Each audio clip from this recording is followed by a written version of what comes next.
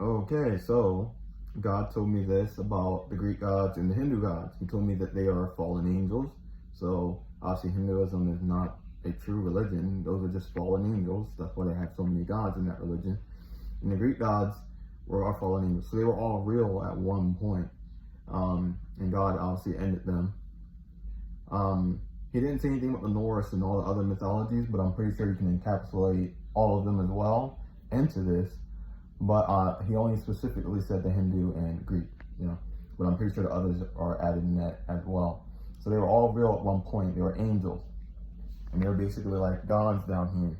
And God ended them. God got rid of them. I remember I told him, me and him talked about the book of Enoch, and I was telling him I felt somewhat sorry about the angels and when they got cast into darkness, right? Because that's what God did with their physical bodies. He put their physical bodies into darkness. And God was like, this is exactly what he said. He said they knew who they were to find. That's exactly what he said. And then he said, I clipped their wings. That's what he said to me. Now he also said that even though their physical bodies are in darkness, people can still call out to them. This is why people still worship in these religions. This is why a lot of people still have things that happen in these religions, because those demonic forces, God calls the fallen angels demons, those demonic forces still can operate in the spirit.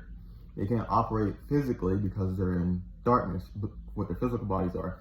But apparently God said their spirit can come up and they travel through darkness. And how people call, I don't know all the ins and outs on how people can call them, but I know one is being extremely trauma, I guess, is the biggest, like trauma, negativity, as one way you can call upon them.